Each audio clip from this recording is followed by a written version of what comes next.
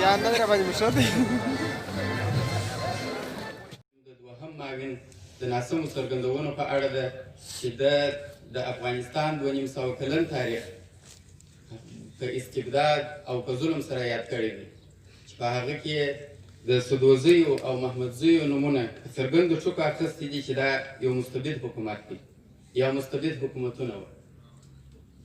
تاریخ نه پټېږي لکه دا لمر څه چې موږ ځان نسو پټولی په دوو ګوتو نه پټېږي، تاریخ هم نه پټېږي. د دې سړي په څرګندونو د احمدشاه بابا شخصیت ته یا د محمدزیو یا د سدوزیو و کارنامو ته هیڅ نه اوري. خو خبره دلته دا ده چې څنګه د یو رسمي ادرسه سره یو څوک داسې خبرې کوي، څنګه د یو لوی قوم د یو لوی پر افتخاره ملت سپکاوی کیږي. زموږ هغه ارزښتونه چې موږ په نړۍ کې وپېژندل کیږو، زموږ هغه ارزښتونه چې هغه په ملي سطحه منل سوي دي،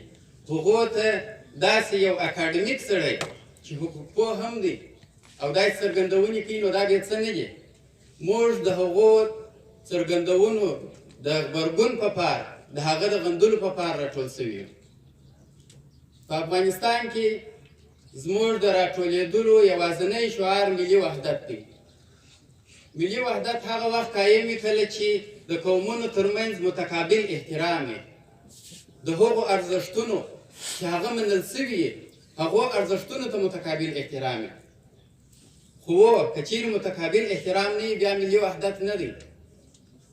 یو پښتو کې یو اصطلاح ده وایي بازي بازي نه بریش بابا بازي. نو یو خبرې کوئ یا کله کله یو خار ورسوي، یو قوم ته ورسوي، سربسته پښتون یاد کړي، لوی کندهار یاد کړي، هېڅ خبره نه ده. خو د ملي وحدت په چوکاټ کې هغه ارزښتونو ته سپکاوی کول چې هغه نړۍ موږ په دا پېژني، د دې څخه انګرېز انکار نشي کولی چې موږ 3 واره په افغانستان کې ماته خوړلې ده، موږ ته محمدزي ماته راکړې ده.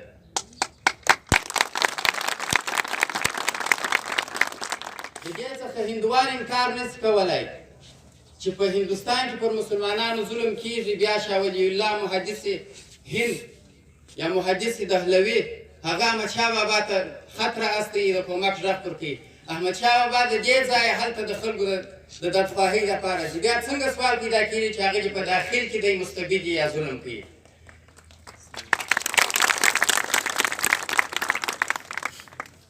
زموږ دلته د راټولېدلو هدف او د ځوانانو دریځ دغه دی، د افغانستان پر ټولو ملتونو باندې، د افغانستان پر ټولو اقوامو باندې زموږ غږ دا دی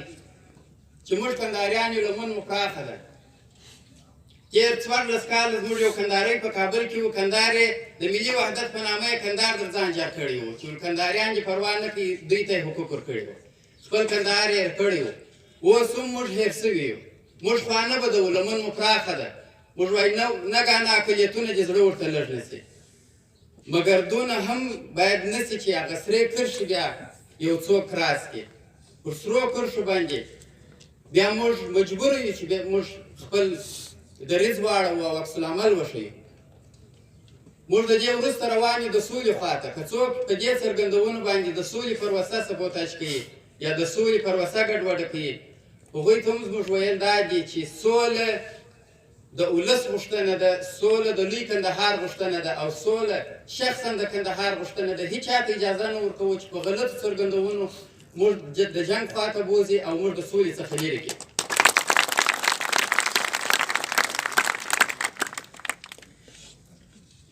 ګرمي ده او وخت هم کم دی، نور ویناوال به هم زما څرګندونې دغو نه وې. خدای دې وکړي چې تاسو فهم اخیستی، خو یوه غوښتنه مو بیا هم دا ده چې موږ کندهاریان یو، موږ شملور یو، زموږ لمن غټه ده. موږ به د داسې خلکو سره په ډېر احتیاط په ډېرې خانې ورشوه کېږو، ځکه چې دا هېواد زموږ دی او زموږ سره د مالکیت احساس ده. هر څوک که اقلیت دی دلته زموږ وروڼه دي، موږ یې په څنګ کې را سره ساتو، لکه 2.5 کاله چې مو ساتلي دي، 2.5 کاله یې نور ساتو. خو څوک دې مو توهین نه کوي، څوک دې دا کوشش نه کوي چې زموږ غیرت وننګوي.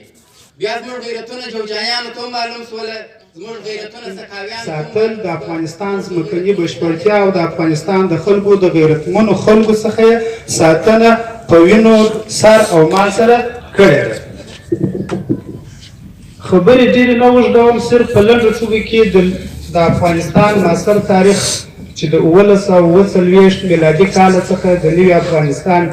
بنسټ د ستر احمدشاه بابا لخوا څخه ایښودل شوی دی. بیا د همدغه تاریخ پیل په 1868 میلادي کال کې د سدوزۍ واکمنه ختمه شوې ده. د وخت جابر ظالم لښکر انګریز یا فرنګیانو زموږ پر هیواد باندې یرغل راوړی دی چې د همدغو محمدزیو د کورنۍ یو ستر شخصیت چې امیر دوست محمد خان د هیواد سیاسي واک یا چارې په لاس کې واخیستلې او د وخت د جابر حکومت اشغالګر پر وړاندې راپورته شو. زه یو نمونه د احمدشاه بابا درته یادوم. هغه دا ده چې کله په افغانستان کې سیاسي اقتصادي ټولنیز جاج له منځه څخه تللی و، زموږ په هیواد کې د همدغو شیبانیانو واکمنان د هیواد په ماوالنهر کې او د همدغو صفوي لښکر پر کندهار او د همدغو ګورګاني لښکر د هند څخه پر کندهار پورې زموږ هیواد ټوله پر ملکو طوایفي باندې ویشل شوی و. همدغه احمدشاه ابدالي د کندهار څخه راپورته شو، په یوه توره باندې زموږ دغه ځورېدلی چوک او پر ملکو طوایفي باندې ویشل شوی افغانستان یې یوارې بیا د همدغه لوی کندهار څخه یې اساس او بنسټ کېښوی. نه یوازې دا چې دغه درې ظالم او جابر حکومتونه یې پر شا کړل، بلکې هلته یې په هند کې پایتخت، هلته یې سرحد ورته وټاکئ او دور یې په ماوالنهر کې د امود سیند ورته وټاکئ او دور یې په ایران کې مشهد خپل سرحد ورته وټاکئ. نوموړی ستر شخصیت چې د افغانستان په معاصر تاریخ کې د بابا په لقب سره یادول شوی دی، د نړۍ د ټولو سترو لیکوالانو پر ژبه باندې د احمدشاه بابا درانی او احمدشاه بابا ابدالي په نامه سره ونومول شو. نوموړی تر شا په 26 کلنه واکمنۍ څخه وروسته د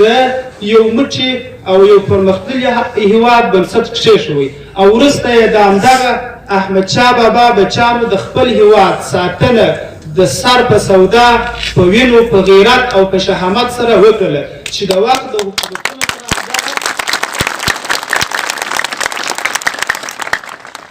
وخت د حکومتونو سره همدغه د ده زامن او د ده لمسیان افغانستان یوارې بیا وساتئ. د هغه څخه وروسته دغه فرنګي لښکر بیا په 1865 میلادي کال کې زموږ پر هیواد باندې یرغل وکړي چې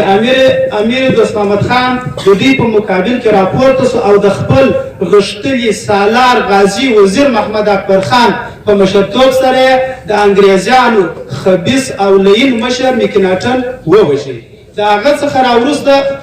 همدغه د محمدزیو د کورنۍ اخرنی واکمن سردار محمد داود خان د افغانستان د اسلامي جمهوري نظام بنسټ کېښودی. د هغه څخه راوروسته په هیواد باندې په 1959 هجري شمسي کال کې زموږ پر هیواد باندې د وخت ظالم لښکر روسیې یرغل وکړي چې د افغانستان سپېڅلي مېړني خلک او بالخصوص تاریخ دې پټوی نه د همدغه کندهار څخه یې مات ورکړې ده. هغه خلک دا چې ناست ځینې کسان ناست چې دلته تقریبا 9 جیش ورځې پر چارغلبه باندې قوا ودرېدل ځکه عیني شهیدان چې هغه مخکني که نه یې موجود همدغه کندهار کې مات ورکول شوې ده. ته د دې 5 ټانګانو ته مه ګوره چې دا یې د کابل څخه یې وړي چې هلته یې په پنجشیر نه ایستلي چې هلته د زارګانو په سیمو نه ایستلي چې دا موږ مقدس جهاد کړی دی.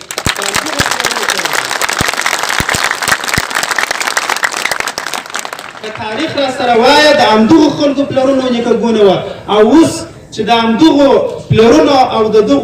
دغو شخصیتونو دا اوس چې ناست د دغو زامنان او لمسیان همدا به یو ځل بیا راپورته شي د همداسې جابر او ظالم حکومتونو په وړاندې به مبارزه وکړي.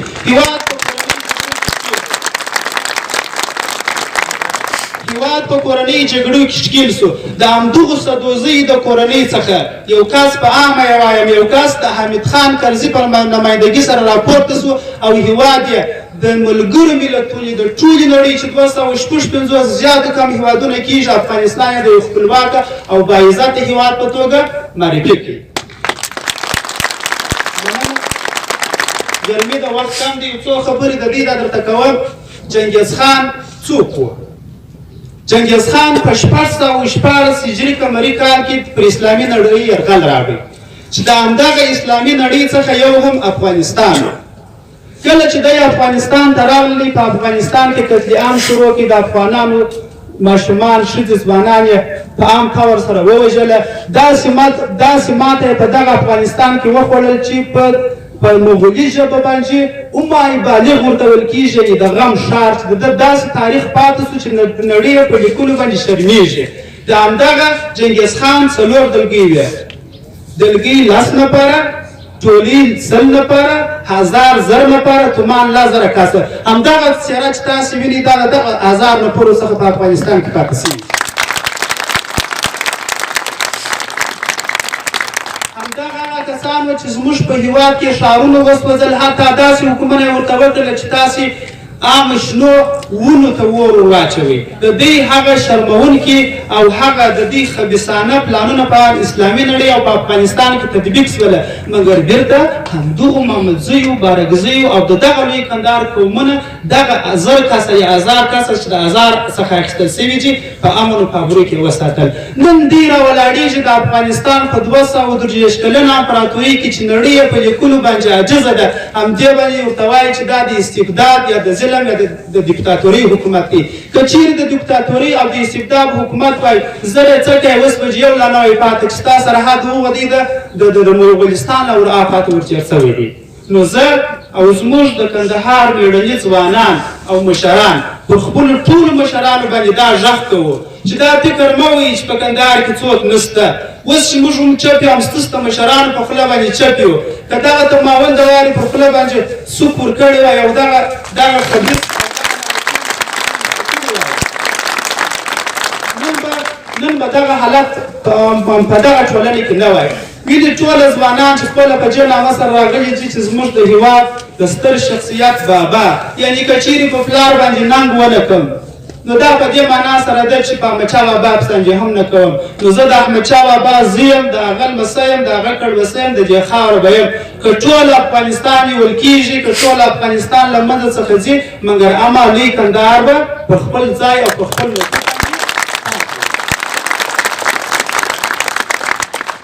خبرې ډېرې دي تاریخ ډېر څرګند دی هر چا ته معلوم دی چې لوی کندهار د افغانستان په سیاسي چارو کې د وخت ظالم حکومتونه او راغلي ملګري ملتونه څه رقم او په څه شکل سره معرفي کړي دي نورې خبرې لنډوم په اخري کې دا غوښتنه دا هیله دا امید مو د همدغو مشرانو څخه دا دی چې تاسې غږ کوئ نن چې موږ دلته درته راټول سوي یو په نیمه خوله سبا چې په اشاره باندې ځو تر هغه ځایه پسې ځان ورسوو دا فکر مه کوئ دلته د دغه ستر احمدشاه بابا زامنان شته دلته د ستر میرویس خان نیکه لمسیان شته دلته د غازي امان الله خان زامنان شته تاریخ په دې باندې شاهد دی یو بیت یې درته وایم وایي که اتل دی که غازی دی کندهار دی که اتل دی که غازی دی کندهار دی دا د ټولې اسیا زړه دی کندهار دی که سالار دی که چټي دی کندهار دی دا په ټولو ارمانونو ښایسته دی کندهار دی ستاسو د توجه څخه یې ونړئ